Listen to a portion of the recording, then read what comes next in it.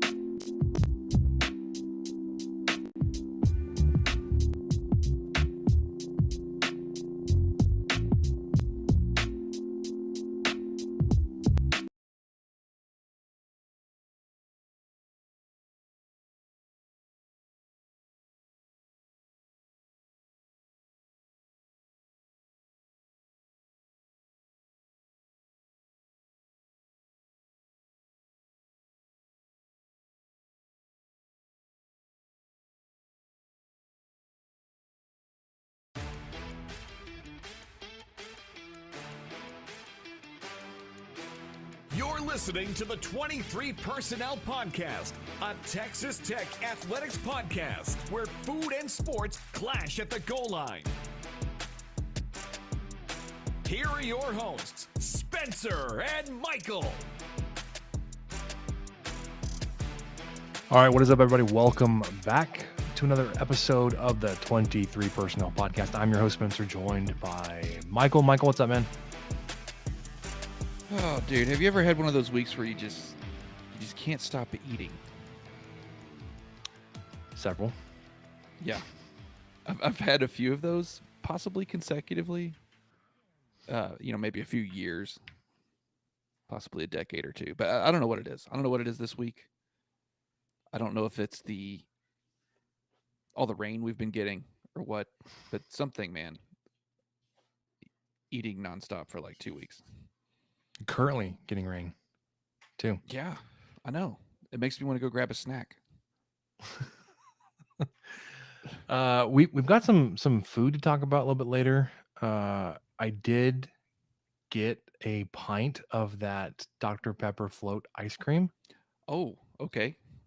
It Ready for a review? Went very quickly. All right, that's a good sign. No spoilers. Okay. You dumped it in the trash? Maybe we'll see. I want to talk about clothing.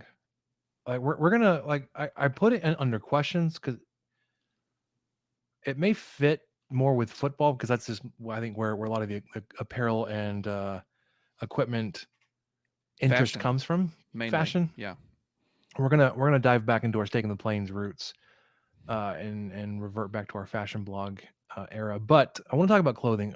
So there's going to be a segment where we're going to talk about the Texas Tech Under Armour deal and what may be next. And I got there because we were talking about Whataburger. No, we weren't talking about Whataburger, but we were talking about, I don't know how I drew the connection besides just looking at the notes and there's a picture of a Whataburger piece of apparel because apparently they're an apparel company now. Yes, they are. That sell burgers on the side. Yes. Side hustle. That may be an option. We could be the Texas Tech fighting Whataburgers. No, but still. Anyways, I do want to talk about apparel and the equipment aspect of that, or the contract of it. I don't know, like I have mixed feelings on all this because I was looking at some of the revenue and compensation we were getting from Under Armour, and I was not happy about that. And then I looked around, I was like, well, actually, compared to like other schools that have like Nike or Adidas, like in some areas, like we're ahead, in some areas, like we're pretty far behind. Mm-hmm. We'll talk about all that. Baseball tournament starts tomorrow, Wednesday, the 24th. We'll look at the Big 12 tournament bracket there for the conference tournament in Arlington.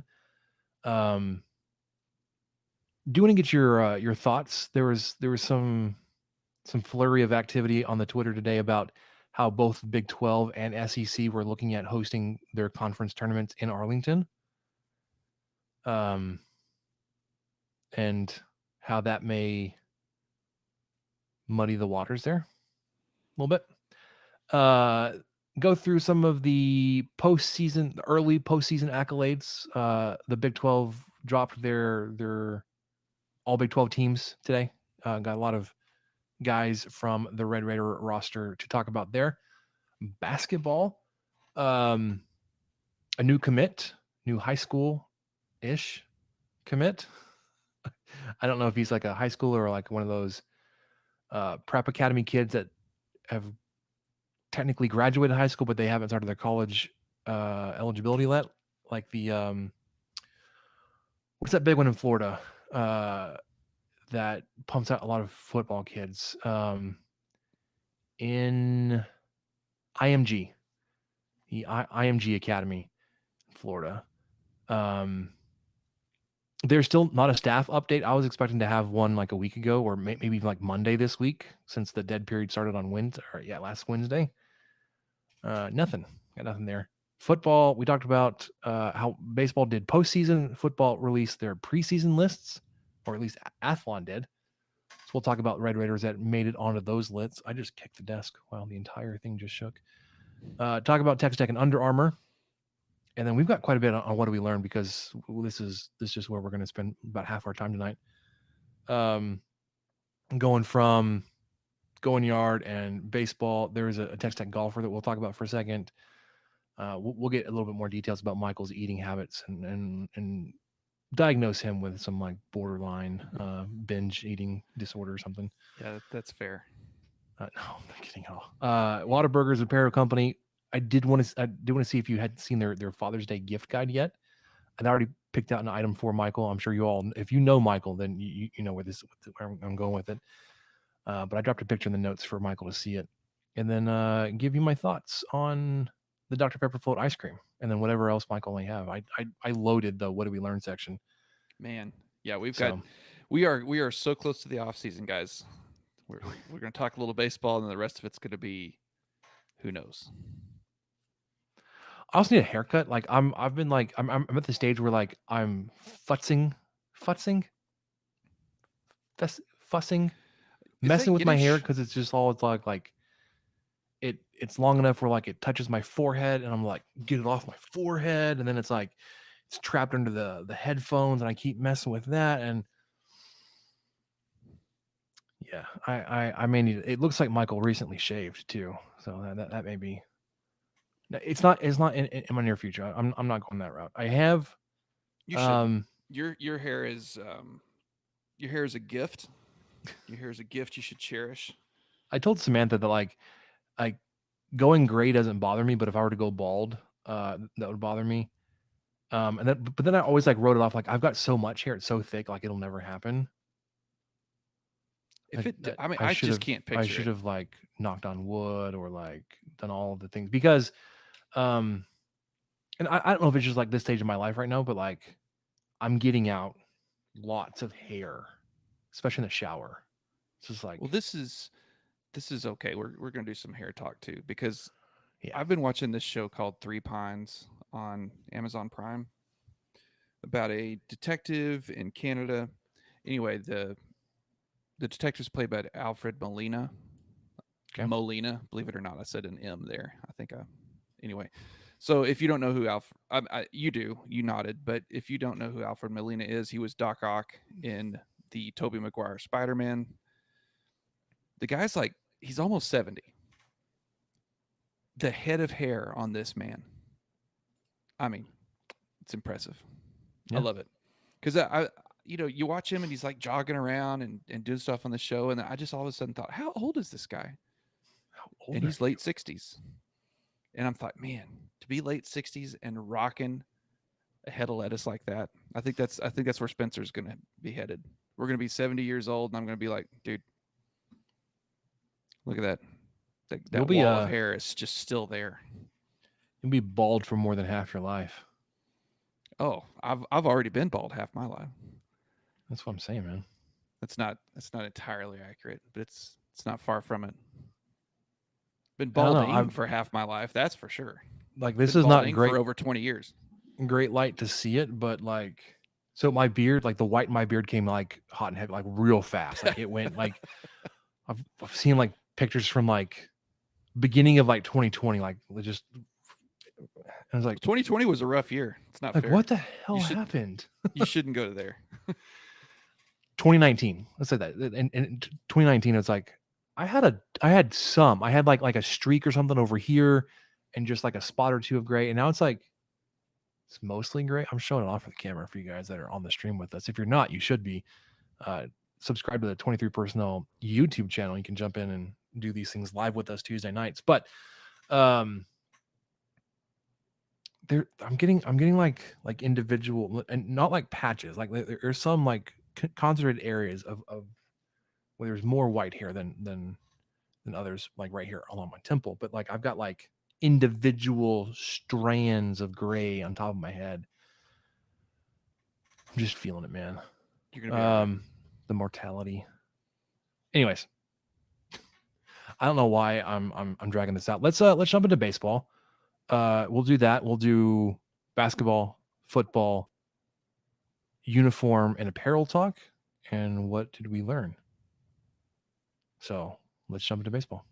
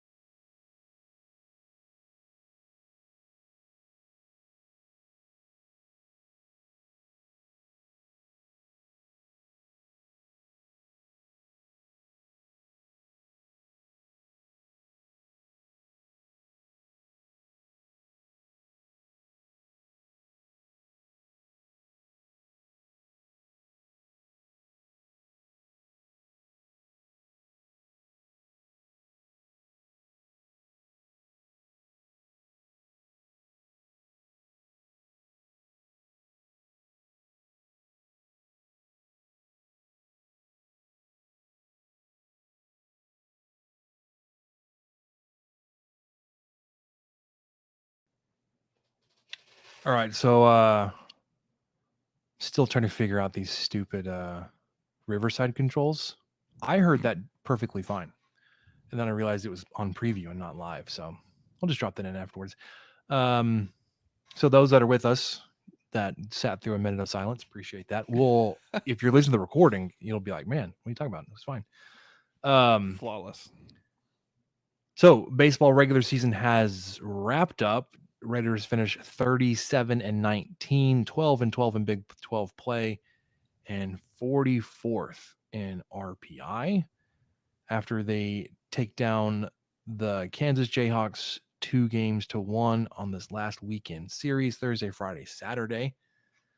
Even though I wrote it in the notes Friday, Saturday, Sunday, because I just didn't. It's just so ingrained. I didn't even catch it. That's how you play a baseball weekend series, at least until you get into new Big 12. And I don't know what was going through the Kansas coaching staff's collective heads, like if they were going all in to steal a game, because they took game one 3-1, and like you look up and you're like, dang it, like Mason Molina turned in the performance of the year, and he gets one run of support. Molina went 7 innings, gave up 5 hits, only 1 run. It was earned. No walks and 13 strikeouts on only 89 pitches, which is what you love to see, being that he won't have his full amount of rest. Like he was already coming back. He's already coming back a little early with the schedule being shifted up a day. It's going to happen again this week. It's going to be shifted up a day. Instead of going Friday to Friday, he went Friday to Thursday. Now probably till Wednesday. I haven't seen if they've released the starters for tomorrow. But he did it on 89 pitches, which is just fantastic work. Brandon Beckel comes in, unfortunately gets his first loss of the season, and he went 2 full innings, 1 hit, and that was the one that mattered. Gave up 2 runs, 2 earned, a walk, and a strikeout on 26 pitches. Kansas came in and hit a home run in the top of the 9th to take a 3-1 lead, and then that was that. Elvis did all of the scoring for, or at least hit all the RBIs in for Kansas. He had a single in the left field in the 7th. That's the first inning that Kansas scored. You had a 1-0 lead from the 2nd on to the 7th. Game was quick, 2 hours, 17 minutes. I was umpiring that night. I knew that the game started late because of some weather that was coming in, but they finished this game 9 innings before I finished my 6 or 7 innings total of Little League baseball, because it, like I said, only went 2 hours and 17 minutes, where these Little League games are going 90 minutes apiece. And then in the ninth inning, Elvis homers into left field and scores Sam Hunt, former Red Raider Sam Hunt. So you drop the first game, your RPI stinks. You do bounce back Friday. In an entertaining way, you kind of, you never want to need it to come down to this. Very dramatic way to win a baseball game. Yeah. But you walk it off in the 10th to win 8-7. But it was the day of the home run. This game went a whole hour and a half longer than the Thursday night game. It went 3:40. Dylan Carter starts off the scoring. He hits a solo home run in the second. Nolan Hester comes in a couple of batters later, doubles into left field to score Tracer Lopez. I still love that guy's name, man. Tracer. That's such a. I'm curious because I don't know if it's been talked about or if like just something I've been thinking of. Is Tracer like the next step or evolution of the nickname Trey, of like the third in their family? Like say his name like John Williams the third. A lot of people, they'll just go with the nickname Trey for him, right? Is Tracer like the next step? Or is Tracer's actual name? That's a pretty good stretch. Well, if he was a third, it would be Lopez, comma. I guess I right? That's true. Yeah. Anyways, that was just a thought I had. Tracer Lopez gets on base. Nolan Hester doubles him in. Gage Harrelson comes up after Hester, singles in Hester from second, and then you take the 3-0 lead in the second. You add one more in the fourth. Austin Green hits a home run on the 7th pitch of the at bat. You get 4-0. Then Kansas, God bless them, scores 4 of their own in the top of the fourth. You're like, man, that sucked. you were having some fun. You had those 2 home runs, and you're getting onto their guys, their pitching staff. But Kansas ties it. You respond in the bottom of the fourth. Austin Green hits a sacrifice fly, and then Cash also hits a sacrifice fly. So you get 2 runs in the fourth. Kansas responds in the fifth. They get 1 run back on a solo home run. Nolan Hester comes up at the bottom of the fifth, knocks in Dylan Carter. And then into the 8th, you've got a 7-5 lead. And then Elvis hits his second home run of the weekend. This time it was a 2-run shot and scores Brooks to tie it 7-7. Nobody scores in the 9th, although you had an opportunity there. No, you didn't. Sorry, I'm thinking about a different game. You went 3 up, 3 down. Nope, just kidding. Strikeout, single, ground out to finish the 9th. And then into the 10th,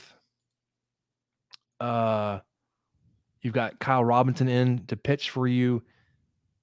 He gets a strikeout looking of their second baseman.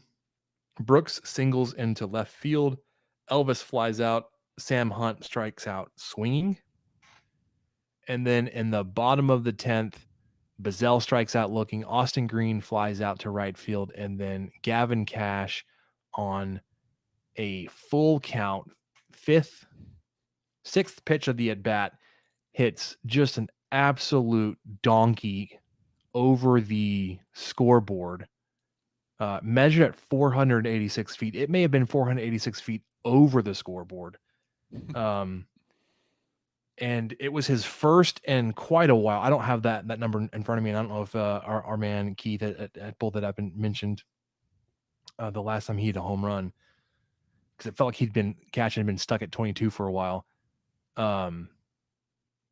But to come out and just absolutely launch this one, and it was like a no doubter off the bat. I was watching on the broadcast, and it's like he swung, beautiful swing, as you all know that Cash has. And then if you watch enough baseball, especially on TV, when you like just the things that will line up, like the swing and then how quickly the ball will come out of the frame. You're like, oh, that's gone. It was just majestic. And then so you win that game, you walk it off 8-7. You didn't want to have to walk off Kansas, but it's fun. It counts the same whether you beat them 8-7 or 15-1. But you bounce back on Saturday and just beat the absolute tar out of the Jayhawks. You run rule them, and it wasn't even close. Obviously, I said it was 15-1. Zane Petty comes in, gets his third win of the season as your starting pitcher. Petty did 5 full innings, 5 hits, no runs, no walks, 6 strikeouts, which was fantastic day for him. Brennan Gurton, an inning and a third, gave up a hit and a run, 1 walk, 1 strikeout. Derek Bridges finishes the final 2/3 of the game. So I was going to say he pitched more than 6 pitches, but only barely. He threw 9 pitches. No hits, no runs, no errors. Sorry, no earned runs, excuse me. No strikeouts, no walks, but got a fly out and a ground out. Offensively, man, it started off. Kevin Bazell had himself a day on Saturday. He starts off the scoring, hits a 2-run bomb in the first. Hudson White follows that up just a few batters later with a grand slam. So you jump out 6-0. Vulicic, bases loaded walk in the second, scores another run. Vulicic is the next guy up responsible for a run in the fourth. He doubles in Cash, pushes it to 8-0. Hudson White hits his second home run of the day. This was a 2-run bomb to get it to 10-0. Bazell hits his second home run of the day to get it to 11. So you're already at the threshold for a run rule. When you get to 10, Cash doubles in Green to put up the 12th run. Hudson White grounds into a double play, but Cash does score on that. Bazell hits his third home run of the day. This was a 2-run shot to get it to 15-0.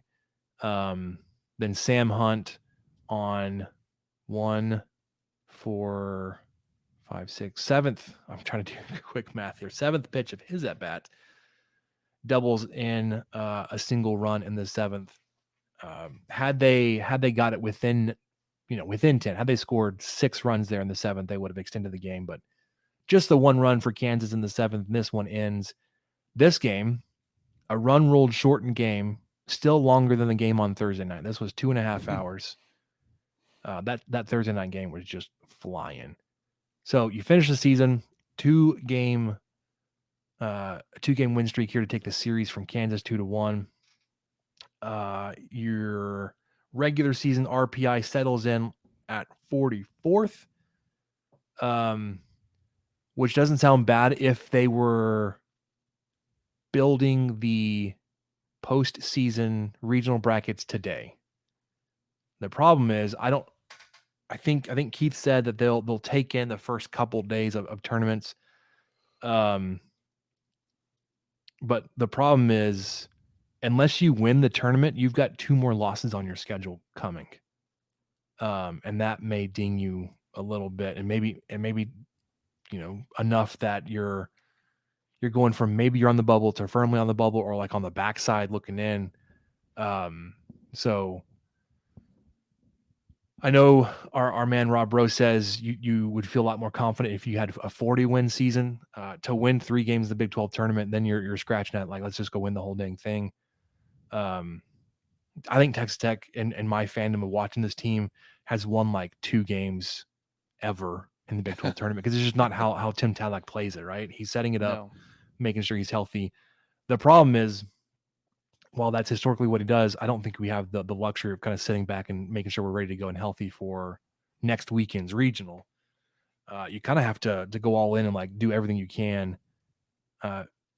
Maybe not to win it, but to pad a resume or to continue to build a resume that says that you deserve to be included. So I'll be interested to see how it's played out. I don't think that this team ever goes in and intentionally loses games or throws games. That's not how Tadlock would play this. But it's also never felt like it's been high on the priority list that it's an important tournament to go win, especially when they've been so secure in their postseason settings. previously. So we'll do the, well, no, let's do it now. Texas Tech at this point, or sorry, after the regular season, finishes 6th in the conference. We talked about how there was just the wild variability in how the conference could shake out. You saw a little bit of it. It's not what we had wanted with getting a whole bunch of teams at 13 and 11. Where Texas Tech would have had they swept Kansas, that would have been their best possible record, and you could have gotten like 2 through 6 or whatever it was. No, 2 through 8, all at 13 and 11.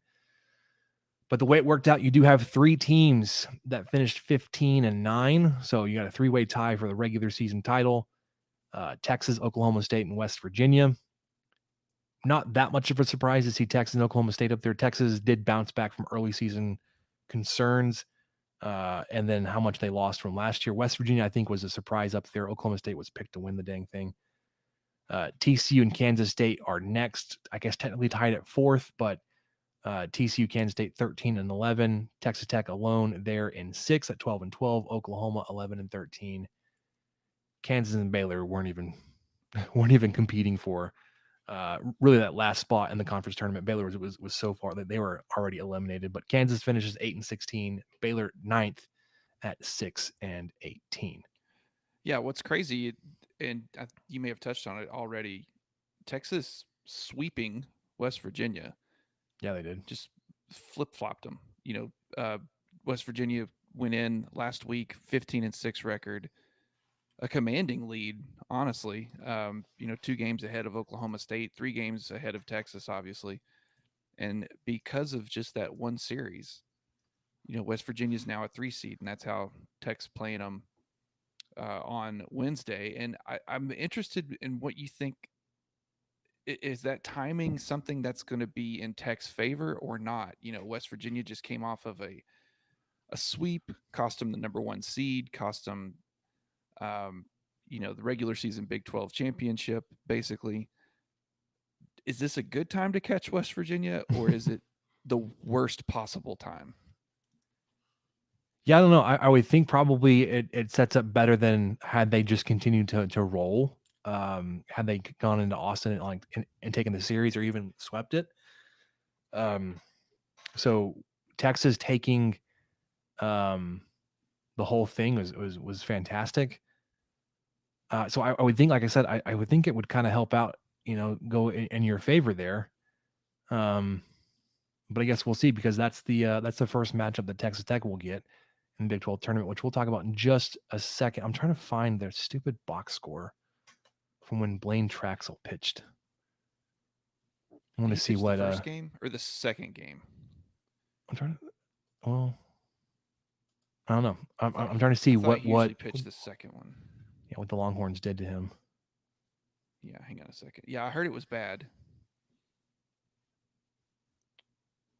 Take me home to the place I belong. Okay, come on, West Virginia. Let's load the page. Yeah, it was the Saturday game where they lost, or sorry, the Friday game they lost. Texas wins that game 10-4, and gave Blaine Traxel the loss. Give me the box score. I got you, friend. You ready? He went 5 innings pitched, which is a short outing for him. 9 hits, 8 runs, all 8 earned, 1 walk, only 3 strikeouts, and still threw 109 pitches. Yeah. Sheesh. Yeah, he had a rough go. And then Texas, they threw their ace, LeBaron Johnson, 5 1/3, 5 hits, 2 runs. They were both earned, 2 walks, but 11 strikeouts on 100 pitches. Oh, look, they have a pitcher named Ace. That's fortuitous for them. Anyways, I was just curious what they did to Traxel.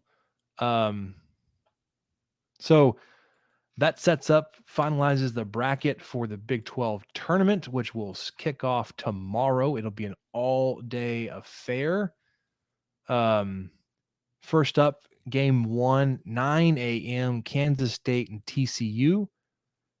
To follow that will be Kansas and Texas.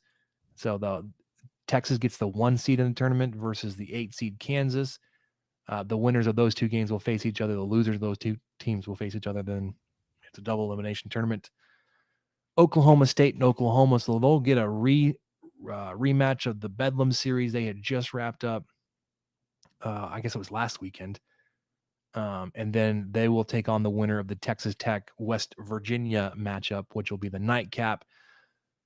It says 7:30. You're not playing that game at 7:30. That may be like a 9 o'clock start for you. We'll see. It won't be delayed by weather, but Except rarely, for lightning, though, right? well, they can close the door. Yeah, And close the roof. but lightning can strike a roof. Yeah, but it's it's not going to strike a player, which is the main concern. Oh, they don't care about the fans. No. Well, I mean, they do, Okay. but like it's more of like a CYA type of thing. Like, hey, all fans need to vacate. They don't actually going to make you do anything. If you win that game, then you'll play Thursday night at 7:30. You'll be the third game on. No, you'll be the last game again if you win Wednesday and Thursday. If you lose tomorrow night, you'll be the second game in the 12:30 versus, I would say, Oklahoma likely as the 7 seed taking on Oklahoma State, but crazier things have happened. So your side of the bracket, I actually like it. Well, I say that I haven't seen Oklahoma State in a hot minute play.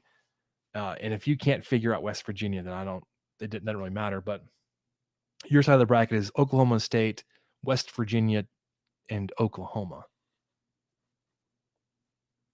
as opposed to playing Texas, TCU, Kansas State, and Kansas on the other side. I'd rather not play Kansas State for a while. So that's the Big 12 tournament bracket. Basically playing every day until you lose twice. And then you'll get into like a weird scenario.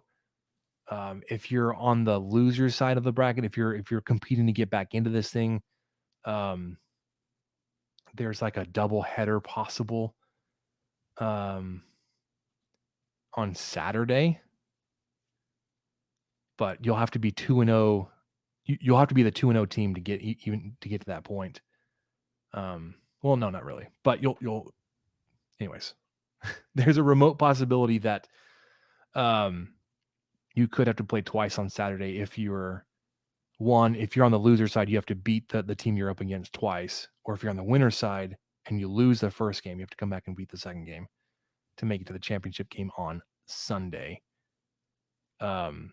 Selection Sunday. So the tournament selections will be made and complete before the conference tournament is over, which is why they won't actually care what the tournament is long term, or at least the full standings or results, what the results of the tournament are.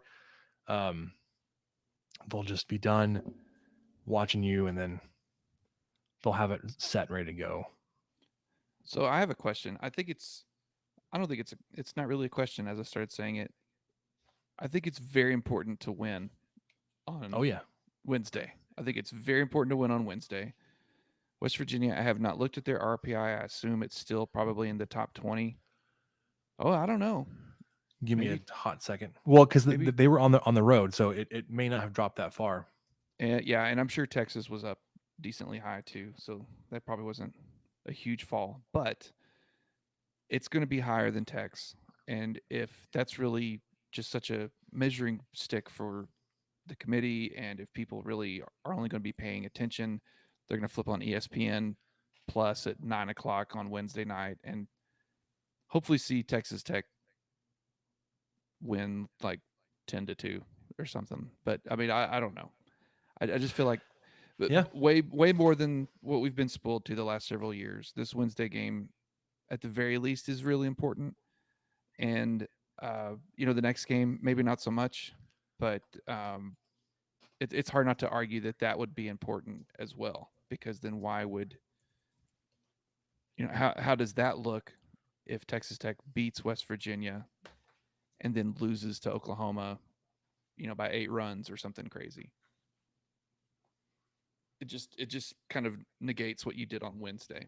but it just depends on who you hear say it. It almost sounds like you can spin it however you want. It's a win-win for Tech no matter what, depending on how you want to spin it. The committee's already made up their mind. It's fine. Do what you want to do. The committee hasn't made up their mind. So if you beat West Virginia, that's great. It's going to help you. But then again, if you don't, it doesn't matter because it's just the tournament and the committee's already made up their. I mean, it's just a circle. It's just a vicious circle of Yeah. no. It will do nothing but keep you where you are or get you in a better position.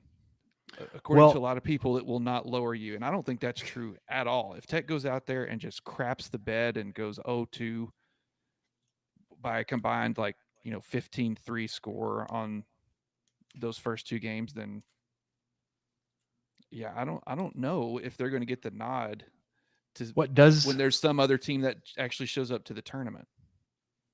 What does play in your favor is that the other three teams on your side of the bracket are actually all ahead of you in RPI.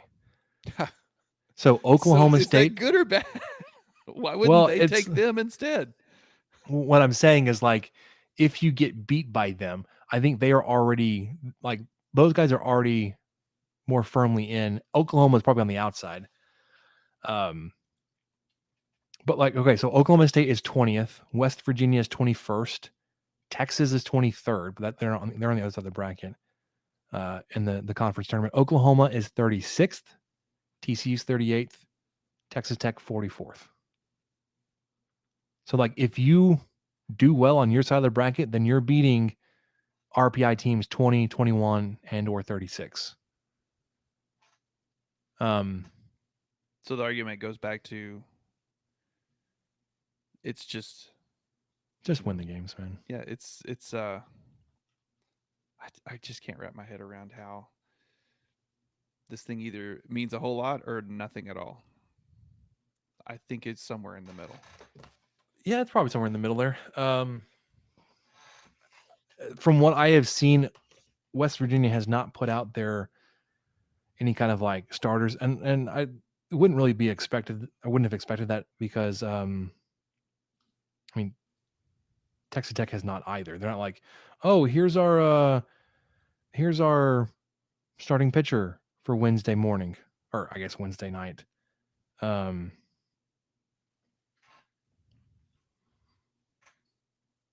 Just to double check, just to double check. Nope.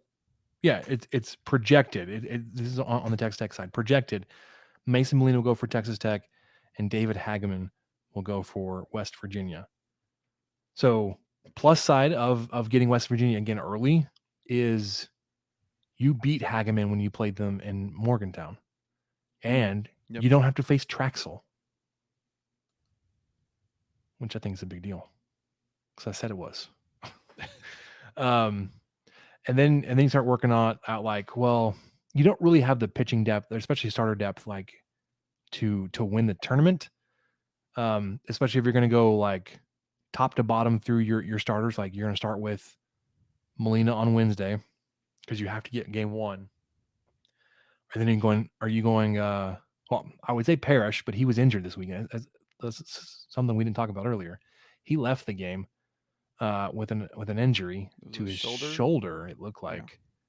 Yeah. So you may be without Parrish for an extended period of time, and maybe he'll be back healthy. I haven't heard an update on his health, but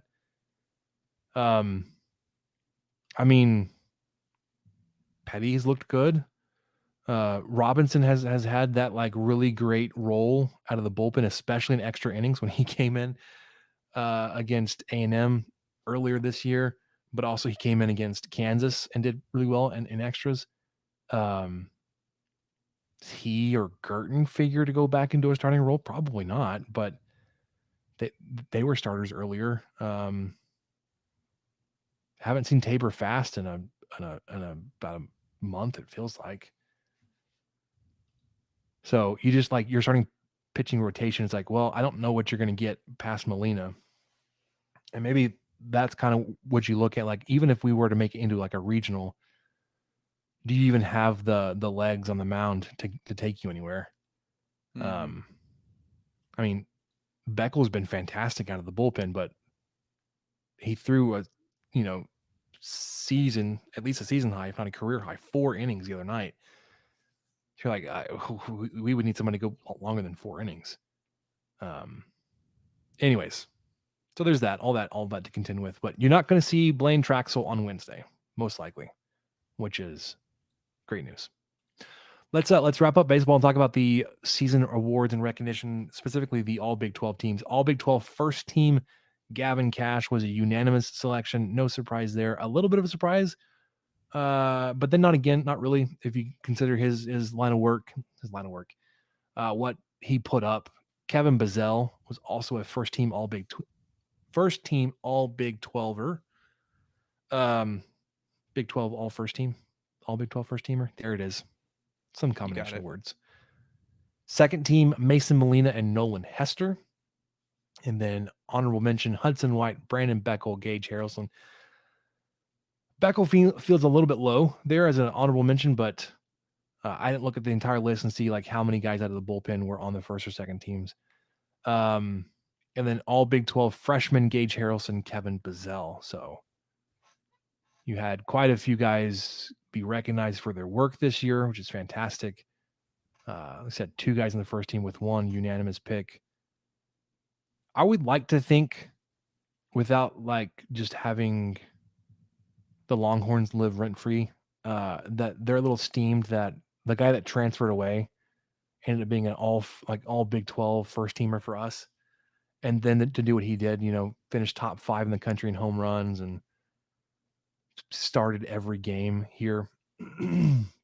So, but maybe they don't care. They probably forgot already. I think they I don't know. They just have an interesting and unique perspective when it comes to people leaving Texas. Yeah, like it doesn't hurt. Like when we were talking about this recruiting battle that Texas and Texas Tech are in for one of the top wide receivers in the country. As of right now, from everything I've heard, it's like he's leaning more towards Texas Tech than Texas. And so, of course, all the copium you're hearing out of Austin's like, well, he's actually not that good. And it kind of reminds me of Xavier Worthy. And we don't really want another one of those because he was more hassle than he was worth. And we've got the better quarterback room anyways. I'm like, well, do you? Oh, of course. Do you? Anyways, all that. Just too much discussion on the Longhorns. So let's go over to basketball real quick. I will play the music hopefully, and then we'll do football and fashion. There we go, and then wrap up with what we learned.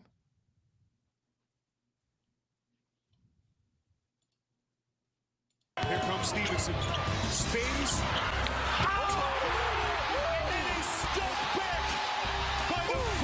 Sensation Smith. Pass over the top of McCormick and a crowd stripped by Owens. Moretti on the run. Bounce pass. Here's Culver. Evans. Yes! Game over. Mooney with a crossover and the lob to Owens. Now the shot clock is at 3. Mooney spins, fires. Oh, he got it to go. Edwards with a 3. Good! What a shot, Kyler Edwards. Ready double into Tariq. Owens who puts it down. Already. Odiasi crowbars it in. Shot clock down to 5. Got the screen. Here's a 3. Good! Culver got the separation. Oh, big shot. Stepping up big time. Dagger. Culver with the dish. Odiasi. And 1. He can tie it at the line. That's it. There's a new member of the Final Four Club, and they hail from Lubbock, Texas. All right. I'm not even going to try to pronounce his name. Those that know who I'm talking about know that Texas Tech picked up a new commit, 6'8" forward out of Finland. He actually officially signed today, May 23rd. Yeah. First name starts with an E. Last name starts with a Y. He's Finnish. I know nothing about the pronunciation of their letters. I'm not going to try. But it looks like Emily Yalaho. So, Michael, did you want to give it a shot for the people? Shaking in his boots. He's like, no. Don't want to pass. No, I was, and actually I was trying, but I was on mute, so perfect. The world It will never worked. know. Worked out. It's kind of a big dude for a freshman coming in, 6'8", 225. Got great size. You have, I believe, 2 spots left. And we've heard the probability is that you're going to leave a spot open for a mid-season guy if there's one available. You've seen Texas Tech do this before, obviously, a couple years now, and it's worked out in your favor. And you rarely actually need all 13 players in the season. Knock on wood, right? You don't, hopefully you don't need 13 different guys. But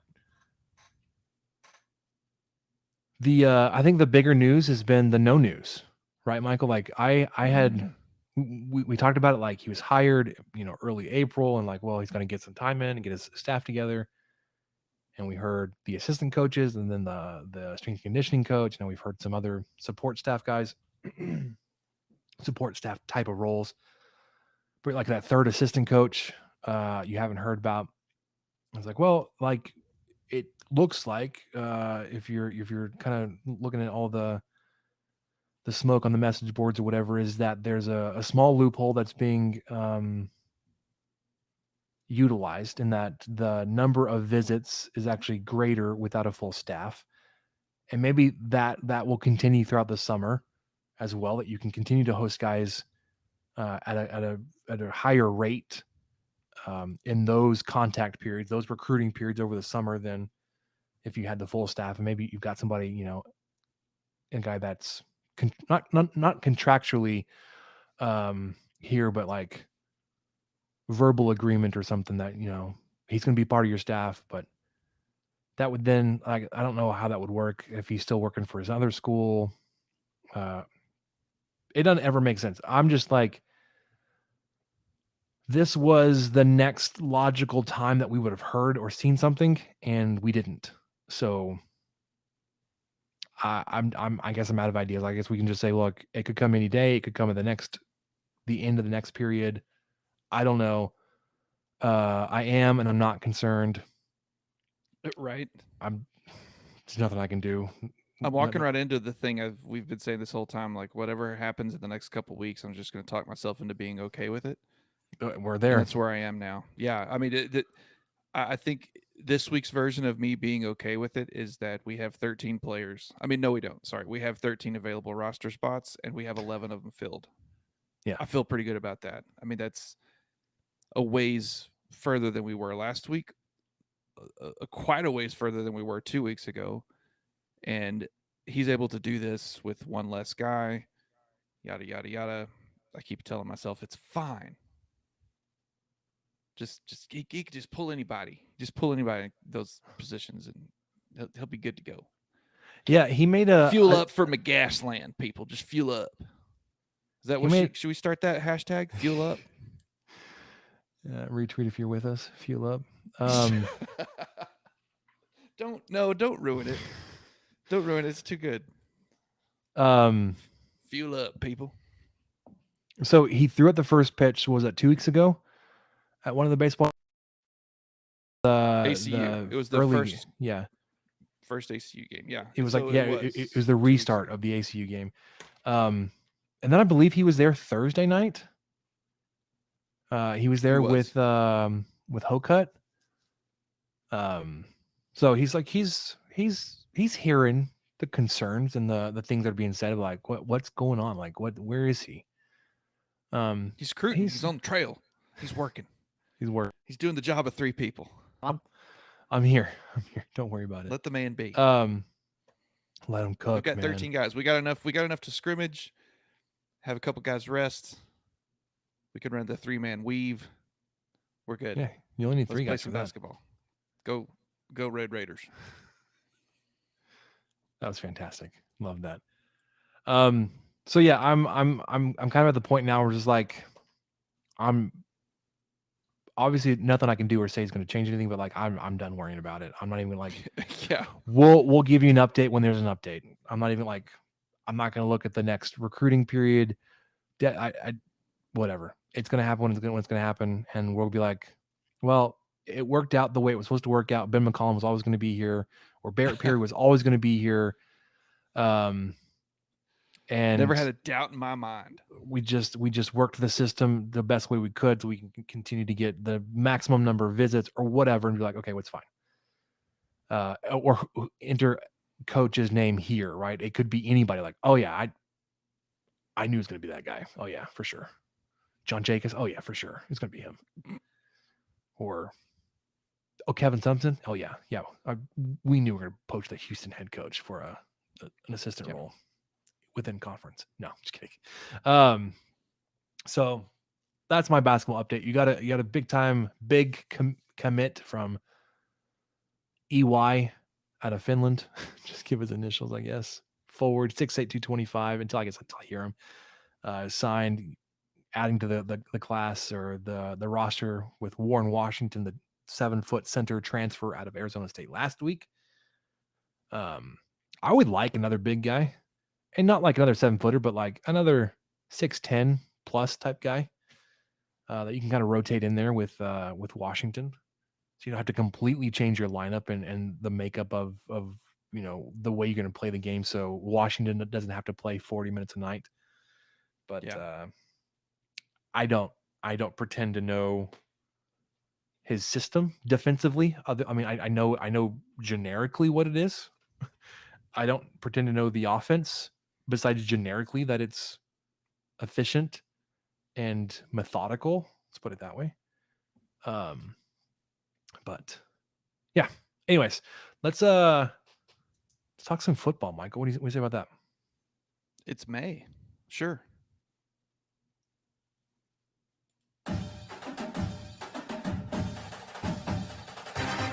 Chuck keeps it himself. Made two guys miss. Touchdown! Two now in the end zone. Picked off, and it's picked off. Pick six. Jeffers. Schlager able to escape. And that picked off. Back-to-back turnovers, and Waters running the other way. 20, Back down the 10, sideline. touchdown. Pick 10. six. 70 yards. Marquise Waters. Play fake. Finds Tharp again, and he's in the end zone for his first collegiate touchdown. The deep ball down the middle, and it's caught. Touchdown, Texas Tech. Miles Price, 39 yards for the score. Great action, Purdy. Intercepted. Picked off at the 20-yard line. Smith to throw again. Has a man downfield, and Texas Tech finds the end zone. It's McLean Mannix. Brooks through the left side to the 5. Touchdown, Red Raiders. Smith buying a little time, throwing to the back of the end zone. Caught. Touchdown. Tied at 38, 3 seconds to go, 62-yard try. Garibay has his foot into it. It may be long enough.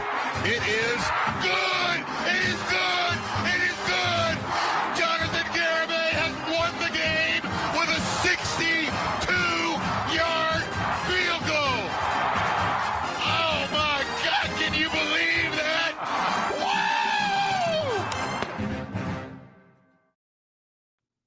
Woo! All right. This is the first, probably many, all Big 12 preseason lists that we'll see, but it came out in May. So we're going to talk about it here in May. First up, at least the first one I've seen, came from Athlon today. They had 4 all Big 12 teams. So it's like, man, you had all these people to pick with pick from, and you still picked a giant number of guys. Texas Tech did not have any first team offense selections, but you did have defensive tackle Jalen Hutchings on the first team defense, which is heyo. Yeah, that's a seismic shift in perception and possibly talent. Yeah, and this is projected, the 2023 Big 12. So you got 14 teams to choose from here. Second team offense. There's still going to be some guy game 1 or 2. Oh, perfectly. Game 2. Well, let's just strap in. It's gonna be ready for a shootout tonight. First one to 55 wins. Yeah, Because Mike Leach coached here 14 years ago. that's not gonna ever die, is it? No, never. That's a poor choice of words. I take that back. Oh, yeah, you didn't. Yeah, that was. Yep. Okay, we're gonna move on. Second team offense, all-purpose back Taj Brooks, wide receiver Jerron Bradley. So you get some love there on the offensive side. Second team defense, cornerback, defensive back Malik Dunlap, one of your 2 fifth-year senior corners coming back to help out the DeRuyter defense. Second team specialist, chip on his shoulder, the size of Montana, Austin McNamara as the second team punter. Like, who are What they? are we doing? What are we doing? What even are we doing? Third team defense is Jalen Hutchings, defensive tackle line mate Tony Bradford. Nobody on the third team offense or any Texas Tech players on fourth team. First, are you surprised that there wasn't a quarterback on this list? I'm going to say that Shuck wasn't on this list. Like, he wasn't even in the top 4. I'm not really, because whoever put this list together could have a fair argument of saying they haven't seen enough of him yet to put him at the top of a list or put him on the first or second team. They might have seen more of. Let me see who actually was on it. Jalen Daniels, of course, he was hurt a lot last year, but I would say that his ceiling is pretty high. That kind of makes sense. And then second team was Dylan Gabriel. Okay, so yeah, I take that back completely. I don't know why Morton or Shuck didn't get above Dylan Gabriel. Yeah, I don't know, man. I'm completely. I think Gabriel's good. Flipped on that. I'm not. Saying I think Gabriel's not. good. I just think Shuck is pretty dang good too. Yeah, that's fair. As soon as I thought, I'm going to see these 2 names, and they're going to be obviously, oh yeah, well you can't put them above. Yeah, you could put them above Dylan Gabriel, for sure. I think Quinn Ewers was the fourth team quarterback. I'm trying to get there. He was third. Oh, even better, third. Fourth team was Will Howard at Kansas State. Okay, so not bad. I mean, he was pretty dang good for the Wildcats. I don't know if that makes him the 4th best quarterback in the conference. He's great for their system. First team was Jalen Daniels at Kansas.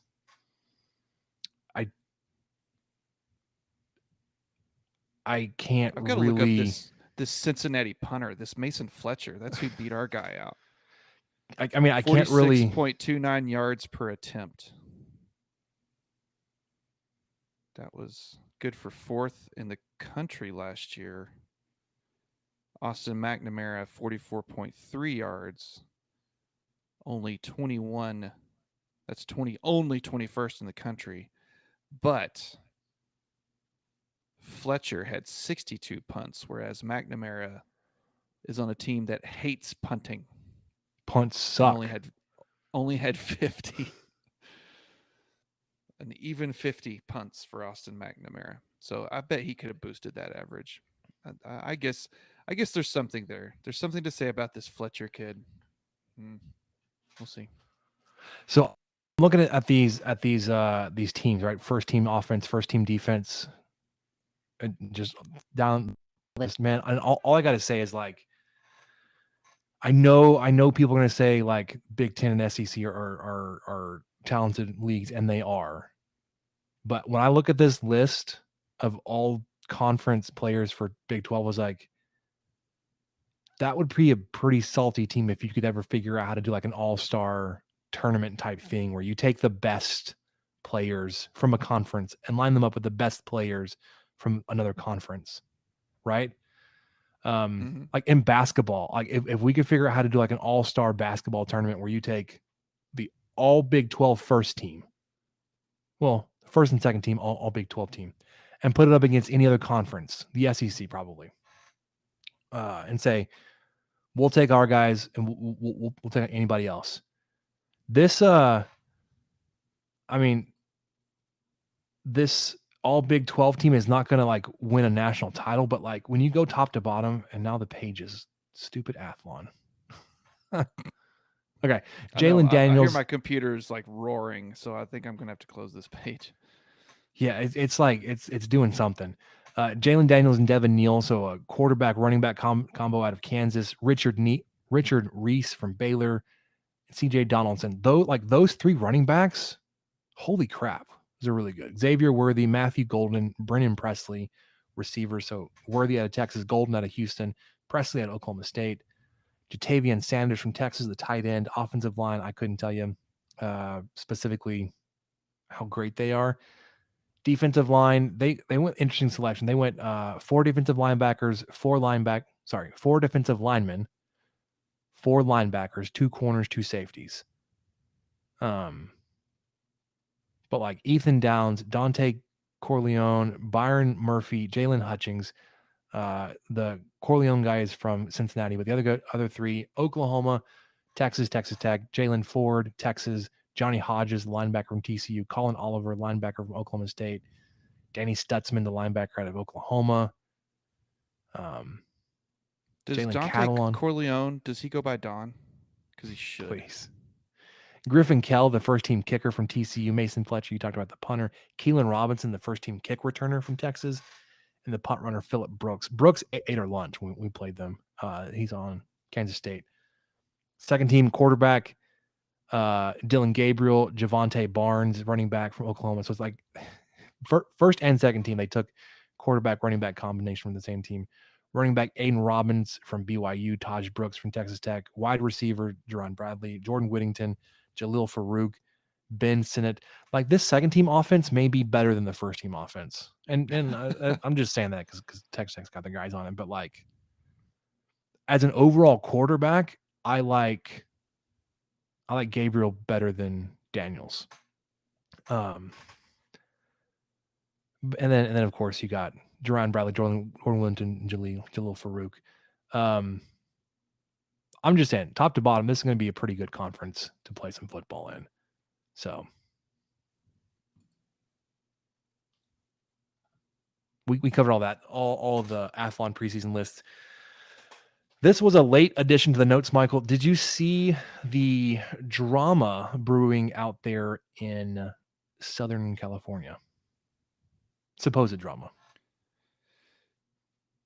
I clicked on it after you sent it, and no, I didn't know anything about it.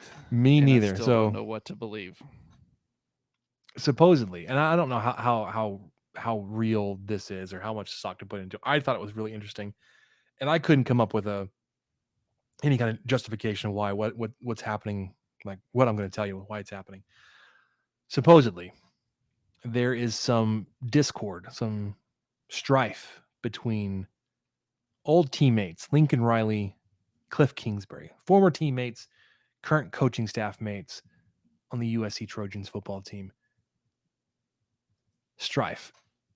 And then some enterprising individual put this together, at least through word of mouth or anecdotally. Lincoln Riley, Cliff reportedly butting heads about 2 weeks ago. Cliff Kingsbury hasn't been on campus in days. Is that a surprise? No, not really. And that's not like I'm not taking a shot at Cliff or his work ethic. It's like, well, school's out. What are the football staff members doing that aren't the head coach or whatever? I don't know. But then there's a private flight leaving LAX headed to Lubbock with one occupant. It's like, is Cliff Kingsbury coming home, Michael? Is he coming to be a part of the staff? It's a quarterback coach with Kitley. There's just so many. No, I don't think so. No, and like, right, like one, what I mean, obviously there are millions of people that live in Los Angeles or that even fly out of Los Angeles, but like a private flight with one person on it going from LAX to Lubbock, like that's an interesting connection. It is. And is that I like, want to know who that person is. I don't care if is it's that Kingsbury Kitley or coming not. back? Is that Yeah. Kitley or is that a Hocut? I'm Is it dying McGuire? to know who that person is. Yeah. Is it someone? Is it Elon Musk? was he just? He just needed to stop through Lubbock for some reason. He's looking for land for some new battery factory while he was on the way to visit one of his 19 children that he's got all across the country. That's a possibility. I don't know. Because like just, it doesn't. It's fascinating to think of one person flying private from LAX to Lubbock, Texas. Who is this person? What are they doing? Like it is not me. I can talk myself into not believing it's anybody from Texas Tech returning.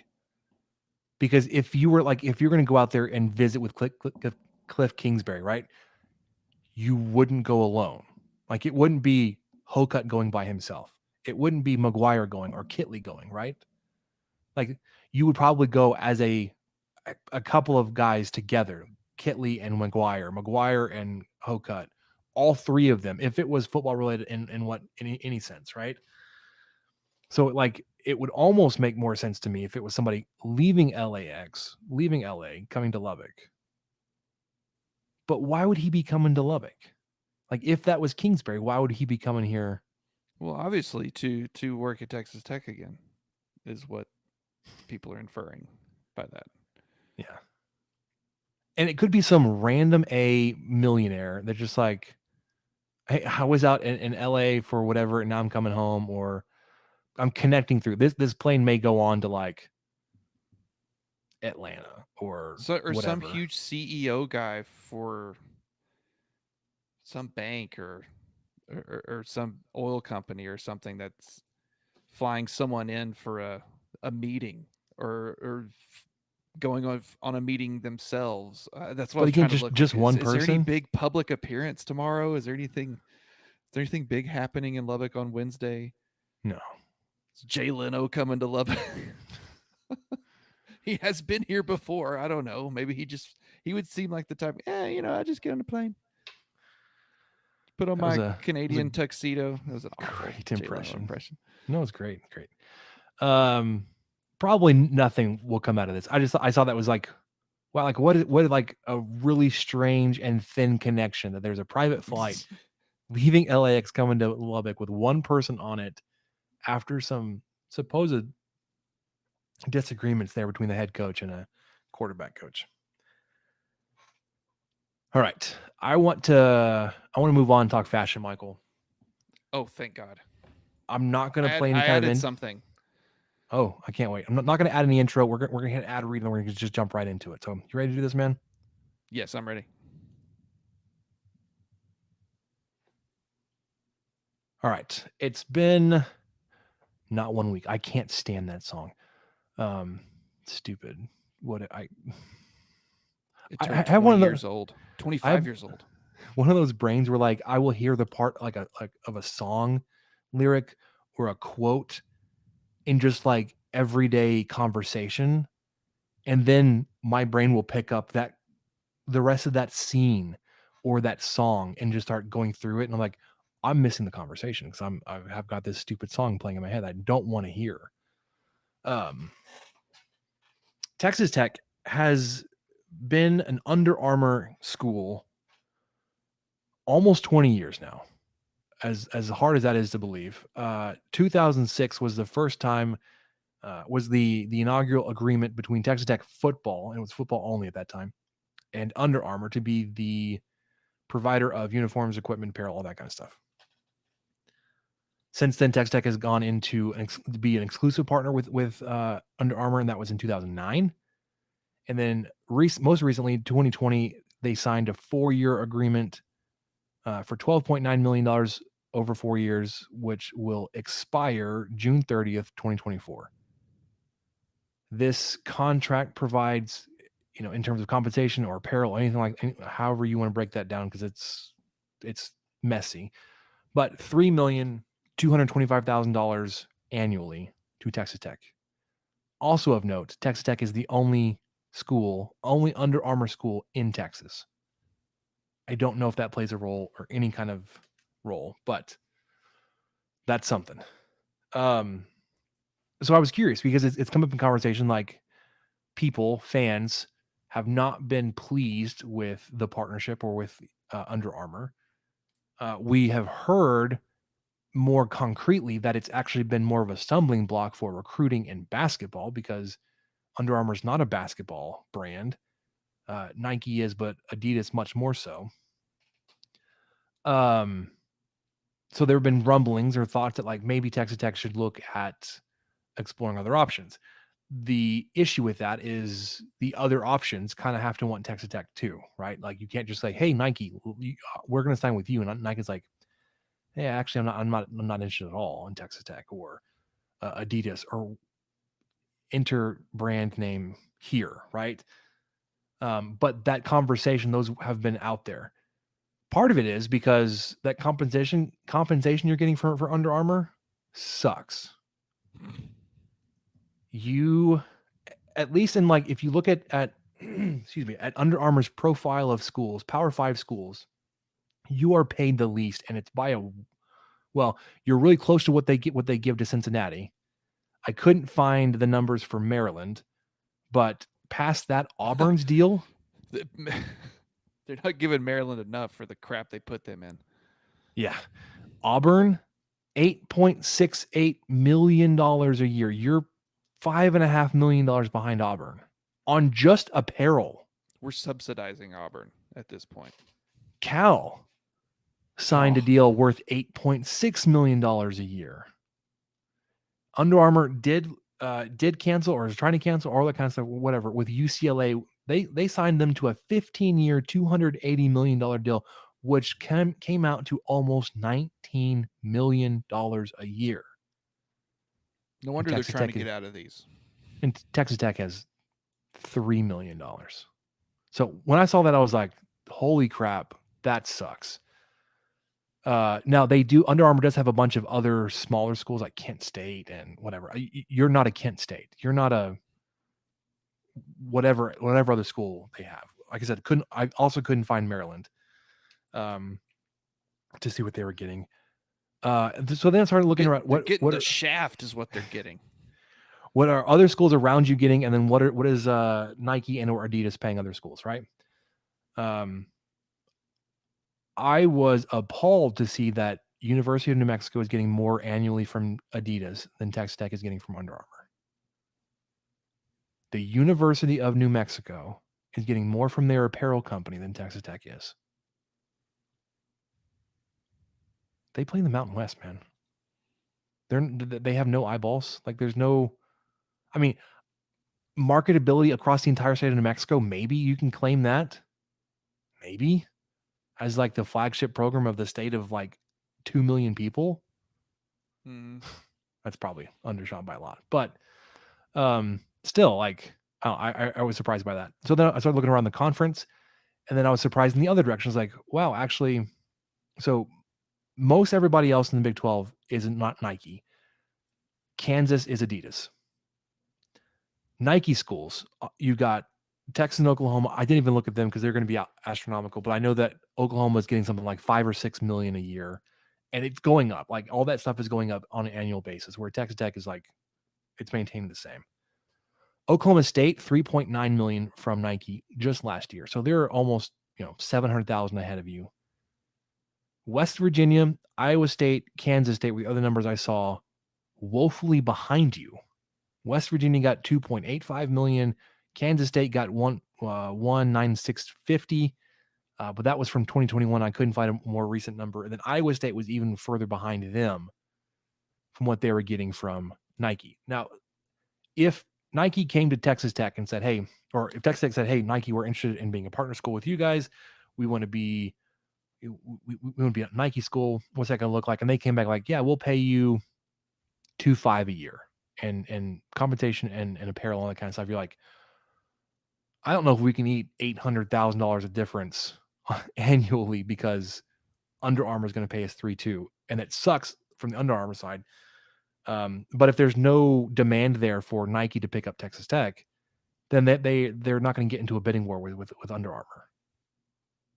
You know what I mean? Like No. you Yeah. kind of have to, like, you need to be desired on their end for them to want to take you, right? Like it's something we talked about with realignment with the Pac-12, right? Like they don't have a media deal because nobody's there. Like nobody wants to watch it. There's no demand there. No, and there's I don't not a fan pretend to base know. clamoring. I don't pretend to know the inner workings of like how these deals are done. I just know that like you're with Under Armour because one, like it was like you were pioneering this new brand in 2006 and you've shown some loyalty there. But at this point, it's almost like this is your best option just because nobody else has really given you a better option. I don't know what Kansas is getting from Adidas. I'm sure it's probably in line with what you're getting because of their basketball product. But something that came to mind, and it came up, and everybody saw it. Patrick Mahomes is launching or has launched his line of Adidas clothing, merchandise, apparel, all that kind of stuff. Are we close? Like we saw with Jordan. Now, granted, that's a much bigger name, much bigger brand for Nike. Are we close to seeing guys like that be able to carve out and say, hey, like, I want to have the Patrick Mahomes brand of Adidas, the Patrick Mahomes line of Adidas at be the exclusive, equipment and apparel provider for a university? I think And we're if getting so, there. Yes. would Texas Tech make the most sense to be school number one on that list? Yes, it absolutely makes sense. I don't.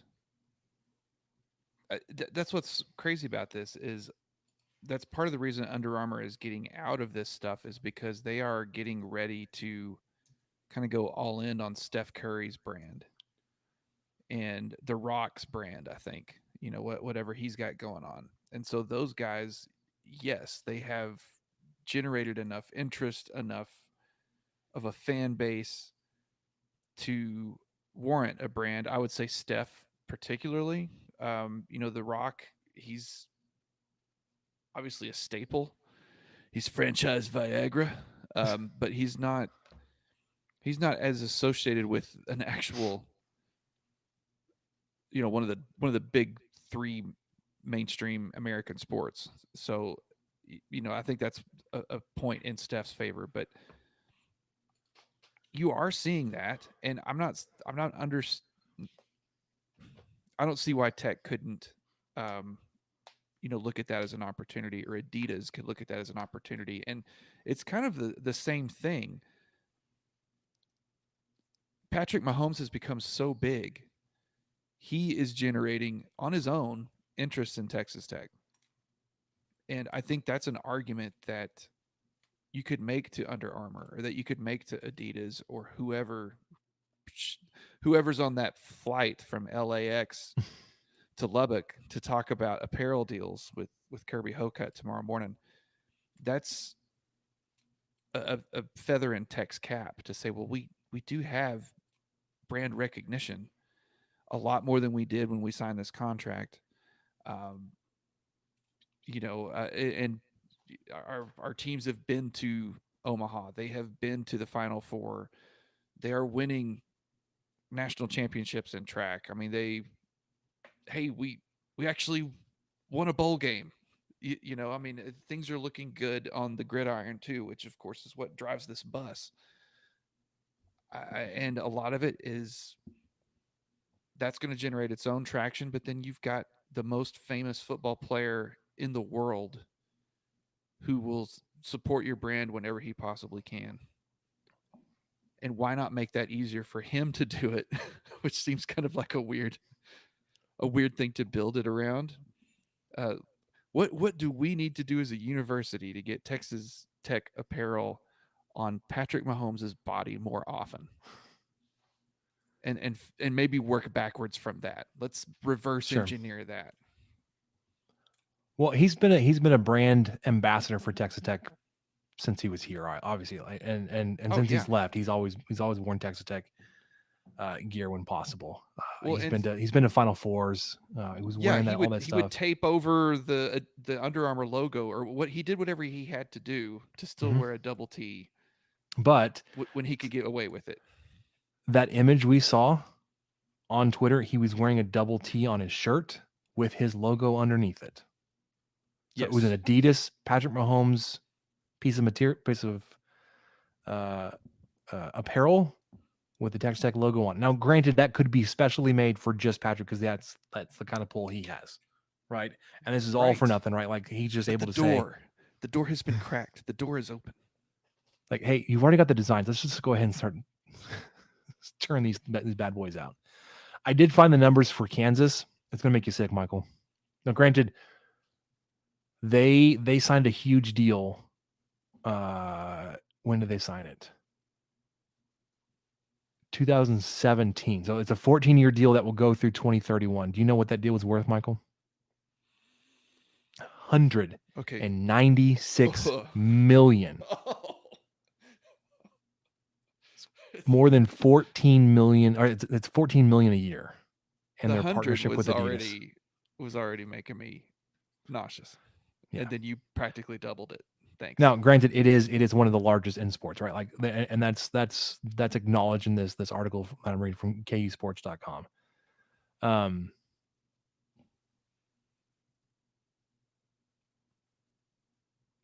The new one, this deal that was just signed, 2018, more than doubles the average annual value of the previous deal.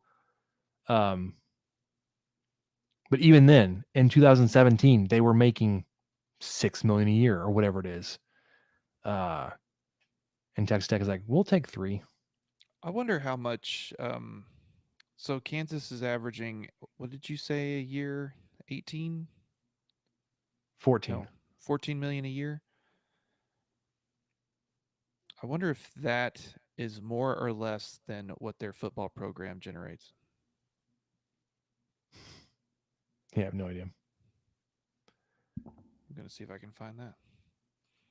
So I think I've never been like a big fan of Adidas, but I think that they may be your best option, especially if we can get on the Patrick Mahomes angle.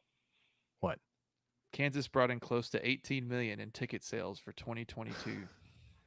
So their apparel deal, mostly through basketball, pays them as much as any of their ticket sales from football. There you go. Adidas is subsidizing Kansas athletics. The other option, Michael, I think is pretty obvious that Texas Tech rolls with Whataburger as their official apparel provider, as they are now an apparel company that makes burgers as a side. Now, could you imagine you get Whataburger stands in Jones AT&T Stadium, in the United Supermarkets Arena, at Dan Law Field, at Rip Griffin Park, as part of your agreement, your partnership with Whataburger? We'll take on a little orange and white patch on the jerseys, but also service some dang Whataburgers in the stadiums, man. Yeah, I mean, I think that's awesome because you could get on the app, you could order your Whataburger. You would probably hit your while the going band is running out, and then maybe by the third quarter it would be ready. Your rewards would stack up a lot faster if you're ordering in stadium foods, because it's going to be a little more expensive. Yeah, it's going to be a $13 Whataburger that will be made just like you like it within in a couple of hours. An hour and a half. Yeah, 2 hours or less, guaranteed. So they've put out. No, go ahead. You've showed some of their. Who was it? What was the baseball team they had? They are, and they've been doing this for the last couple of years. Now they do it. They have a partnership with the Corpus Christi Hooks, and that's where Whataburger's from. They originally out of Corpus Christi, right? So like it makes sense. Yep. They and granted they also took advantage of Jose Altuve doing his rehab starts down there because the Corpus Christi team runs up through the Astros. So he's returning back from the injury he sustained in the World Baseball Classic. So they've been kind of heavily like going after him as like, hey, we're gonna put our merch on Altuve just because of just his name. Now we know that the Wada store has recently just exploded in their offerings, and they've got a Father's Day section. Michael, I don't know if you've gone through it yet. I will actually drop the link for you to kind of look through it. Yeah, I did send you I did send you a specific item or a link to a specific item, which we'll start with.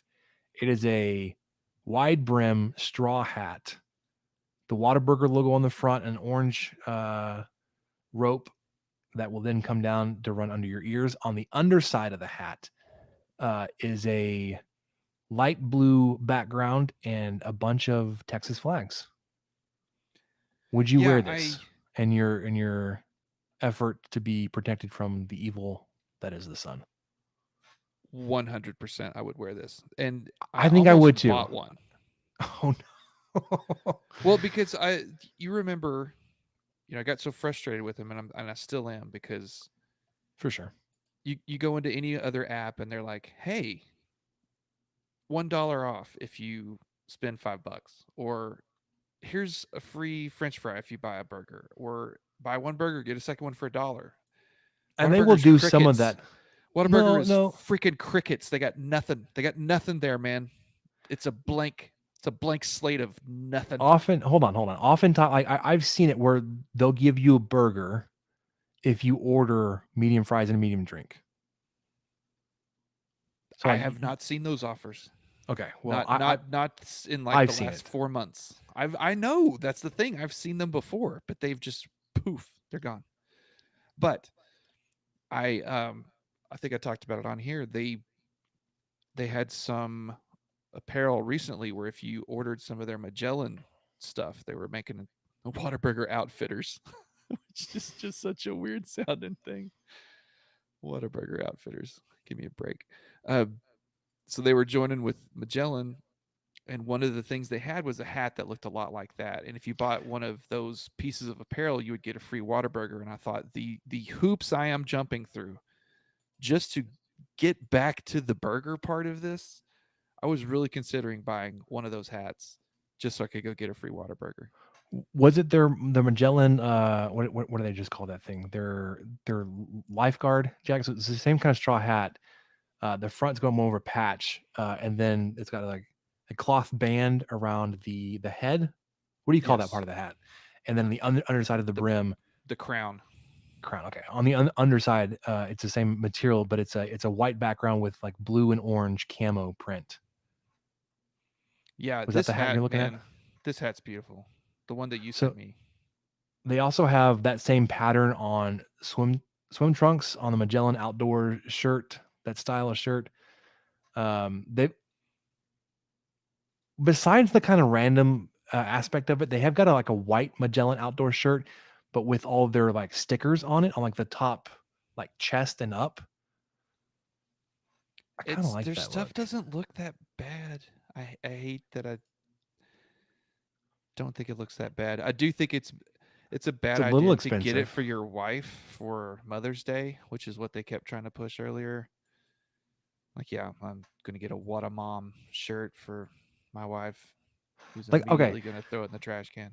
So they have a solid white version of the shirt. They have the Whataburger logo on the little strap across the top left chest. The vent button holes, whatever you want to call them, are embroidered with their orange. And then across the back, where they have the big vent across the back shoulders, on the left side, it's the Magellan and Whataburger logos on a light blue field, and then white and red stripes on the right. I would wear the crap out of this shirt.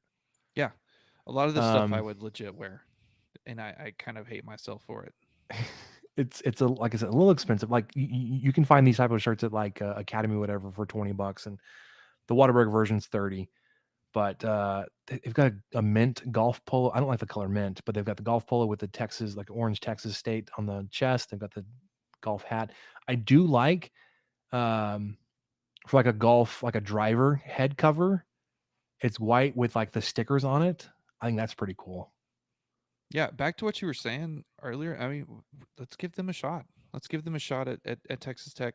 Oh yeah, for sure. We have to like I'm just going through their Father's Day stuff here, and it's like, man, Can you imagine what? the Texas Pride uniforms would actually look good now? Hell yeah, man! I'm excited. Let's do it. Let's pitch it. Hocut. Forget Under Armour. Forget Nike. Go after Adidas and Patrick Mahomes. Yeah. And then if that falls through, go after Whataburger, man. Well, we'll have to be on the lookout for flights with one person to and from Corpus Chicago. Yeah, Corpus. No, they're not coming from Corpus. They're coming from coming to Chicago. Chicago.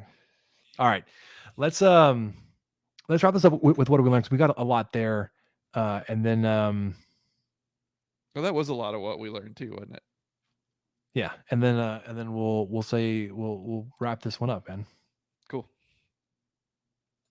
What did we learn, Palmer? I don't know, sir. I don't know either. All right. Quick update on the baseball side for me. City tournaments are underway. I called 2 games last night. We had a rain delay in the first one, which actually messed up the whole night. I didn't finish the second game until almost 11 o'clock. Both games were fantastic, as you would expect when you get to like the city tournament level of competition. I was scheduled for 2 more tonight. This afternoon, the 8 o'clock game, they told me they were going to have to forfeit because they weren't going to have enough guys available. And then we show up for the 6 o'clock game, knowing it was going to be delayed. They had a line of storms coming in right into that side of town, right up 1585, right at 6 o'clock. So like, okay, we're going to have a delay in the first game. And it dumped just long enough, just hard enough that the field, like it puddled. And they're like, oh, the field, like there's no way we're going to be able to make this field playable tonight. We'll have to reschedule for a later date, which sucks because it like we're at the part of the tournament now. Like it's double elimination tournament, but since it started yesterday, the teams playing today were teams that lost yesterday. Oh man, yeah. Like these are teams that like you have to figure out who's moving on to schedule the rest of the tournament. So like it's going to get pushed out now. Weather outlook for the rest of the week is also not good. No, but like this is the first time really all season that they've had any issues with weather. We were going to have to reschedule the recording this fine podcast, but I left thinking I was going to be out 5 to 10:30 tonight. Like I would have been just getting home right about now. Now I was back at home 7:30, not having called a single game or a pitch or anything, but back home. So there's that yard update. It's green. I hate that there's so much ryegrass, but it's going to be there. Got Bermuda grown in. Excited about that. I did get a manual reel mower, Michael. I'm excited to try that because I want to be able to mow the Bermuda and I guess the ryegrass too, really, really short. Are you gonna go out there every day, every other day or something? That way it doesn't get too tall. I may have to. Yeah. But I'm only really planning on doing it in the front yard. And it's only a few hundred square feet. And even used in like really, really old powered reel mowers, like gas, selling for $500, $600, $700 a piece. I'm like, I really can't commit to that for this one small yard. And two, if I hate it or if I can't figure it out or if I can't get the yard level enough, then it's just going to be more frustration. That's a lot of money to spend to ultimately be like, nah, I don't want to do that. However, I got this manual one for $100. It's like, that's not bad. And it's new. So I get that. I have a going yard update. Ooh, did you get the line buried, the AT&T line? No, it's probably going to be in my yard for 6 months like it was last time. But so see, I had to jump rope around it when I mowed the other day. Now's the time for them to come out because the ground's gonna be soft and like easy for them to get down. But no, they're not going. They're gonna wait for it to completely dry back out and be like just dust again. Not just dry back out. They're gonna wait for it to complete. It'll be November. Oh, when the grass has stopped growing, and so there will just be this huge gash of dirt and mud in my yard until grass starts growing again in May. This time next year. So it would make more sense to do it now because you do it now and then the yard's going to recover pretty quickly. But they'll just come out there and tear up my sprinklers when they do. But what I was going to say is Friday night I came home and man, it's just been like most people in the month of May with kids in school. It's been pretty wild. So the yard was getting kind of hairy. Friday night, I was determined, like, I've got to at least mow it, hopefully edge it. I was able to do both. It seemed like it was going to rain on me at any second a couple of times, but it never did. Mm-hmm. The thing I want to brag about is the $10 radio that I bought, and I was listening to the baseball game the whole time. Nice. Because the app for the flagship Texas Tech station doesn't always work for me on my phone without messing with it. Sometimes the audio will just quit, like it's, and I don't know what it is. I don't know if it's because it's on Wi-Fi or because it's not on Wi-Fi. It'll just cut in and out, or not cut in and out. It'll just stop. Like it'll play 2 minutes and then you've got to go back to the app and hit play again. And so that will happen to me sometimes. And it happened to me just enough to where I thought, you know what? That's going to be really annoying while you're trying to mow or do the yard. So I bought a $10 Pocket FM radio transmitter that was made in some country, not the US. It's been fantastic. Runs on Awesome. 2 AAA batteries. I'm one of the things I'm looking forward to actually with the real mower is because it's so quiet. I'll be actually able to listen to music and podcast. I will be able to listen to podcasts. I can't listen to the spoken word while I'm mowing. It's not loud enough. And then I get the stupid notifications from my phone. You should turn down your headphones. It's dangerous to be listening this loud. I was like, I'm trying to hear something else. Like the mower's already really loud. I want to hear something else. Yeah. I enjoyed Spoken it word's a couple hard. of times. A couple of times last year, I experimented with just like putting cotton in my ears, just daring to be alone with my thoughts, but then also not have the mower so dang loud. That was kind of nice. I did that a couple of times.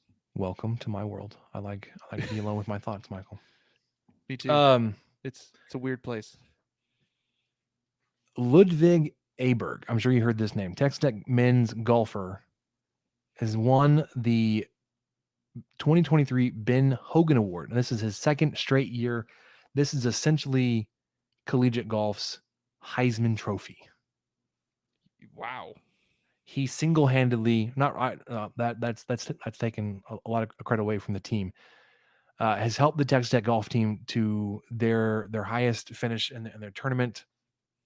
He absolutely dominated the tournaments. He won them like personally, individually won them, but also was a big deal in how well the team performed.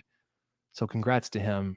Soon to be a professional golfer, Ludwig Aberg, 2023 Ben Hogan Award winner.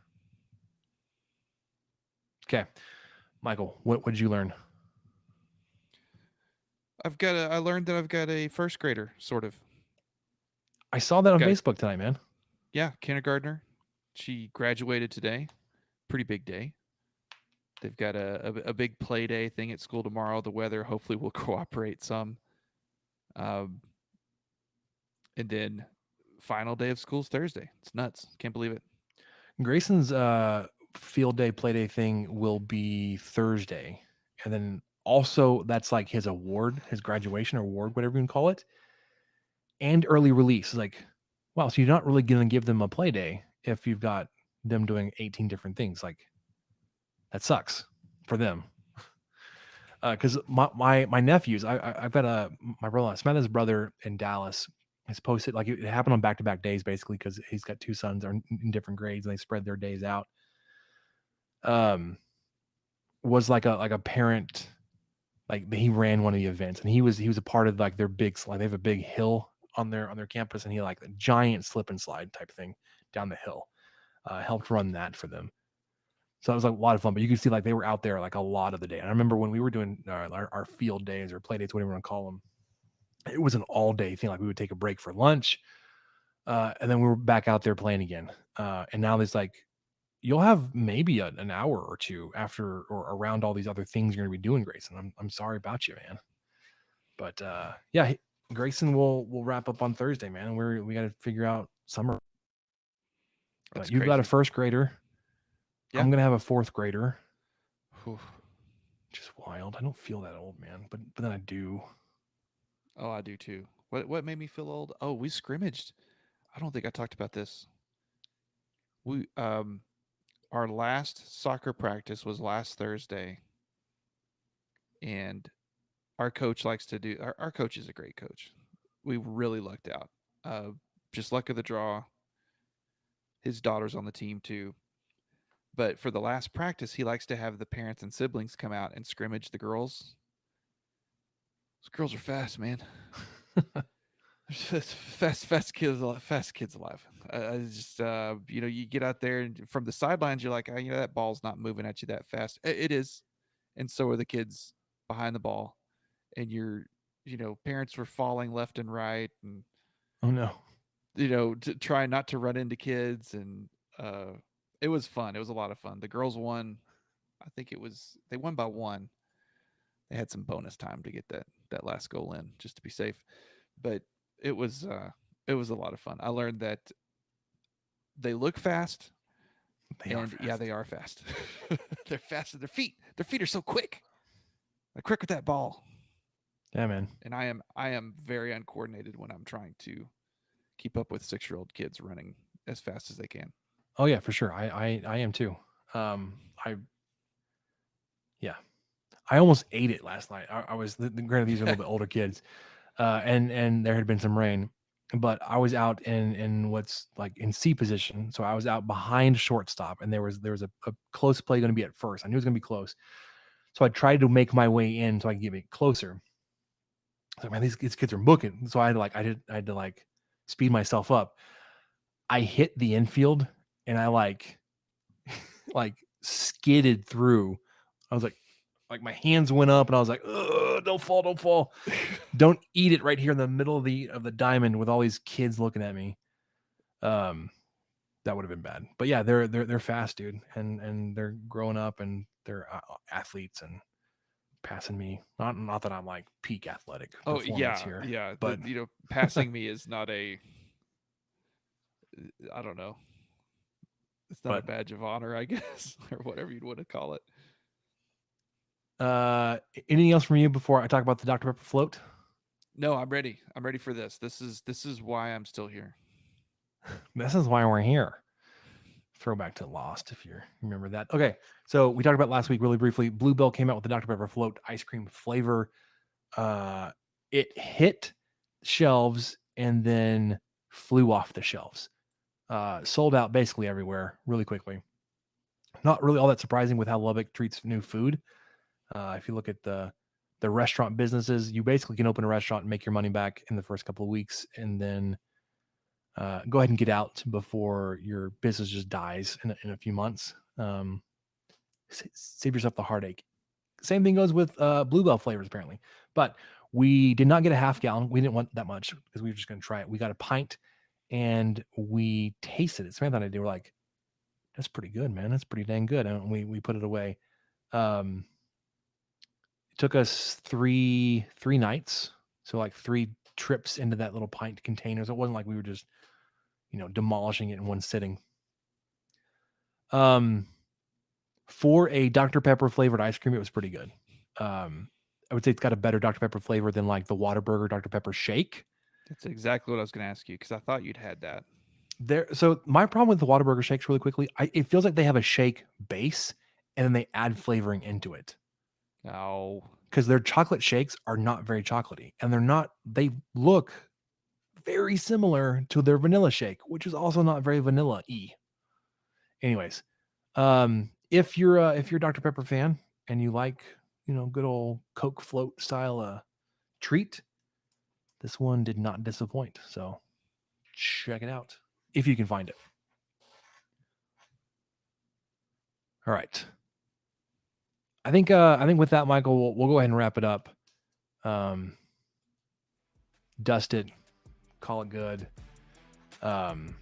Baseball tournament starting here Wednesday. Hope to see Texas Tech play well enough to work themselves into a regional. New basketball commit. Got preseason accolades for football. Maybe new coach. We'll see. For Michael, I'm Spencer. Catch you guys next time.